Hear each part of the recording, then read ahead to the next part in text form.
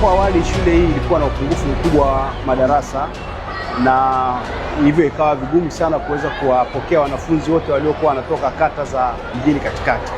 Lakini baada ya serikali kuja na huu mradi wa madarasa 20, tumeongeza idadi ya madarasa yaliyokuwa awali kutoka madarasa 16 hadi kuwa madarasa 36, na hivyo shule sasa kuwa na uwezo wa kuweza kupokea wanafunzi wengi kutoka katika kata zetu za hapa mjini katikati.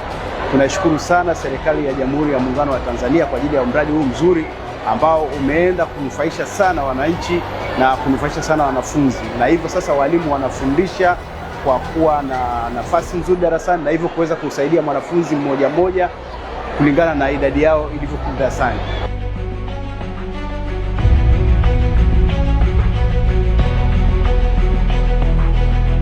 Kwanza nitanguliza shukrani zangu kwa rais, na ninapenda sana kuambia wanafunzi wangu kwamba madarasa yalivyoongezwa na vyumba vilivyoongezwa vimeweza kusaidia kwanza wanafunzi wasiweze kusongamana darasani, na hivyo kuleta ufanisi kwa wanafunzi kujifunza. Kwa mfano, kama wanafunzi wakiwa wengi darasani, tunaweza kuleta msongamano wa wanafunzi na kupunguza ile ufanisi wa mwalimu kufundisha, sababu wanafunzi wanakuwa wengi. Hivyo mwalimu anaweza kupata uvivu kwenye kukusanya kazi zao au kwenye kuadhibu kipindi ambacho wanakuwa wanafanya makosa.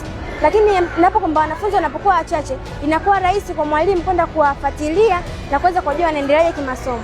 Tunaposema madarasa haya ni bora sana na yana viwango vya kimataifa, ni hiki hapa kwamba endapo kutakuwepo kuna mvua, wanafunzi wanaweza wakafunga madirisha na mvua isiingie ndani. Lakini kama kuna joto, pamoja na feni kuwepo, wanaweza pia wakafungua madirisha na kupata hewa safi kutoka nje. Kwa hiyo madarasa haya ni bora ukilinganisha na tulikotokea, kwamba tunaenda kwenye viwango, kwa kweli viwango vya kimataifa, na tunashukuru sana serikali kwa ajili ya kazi nzuri ambayo imefanyika, inaenda kunufaisha wananchi.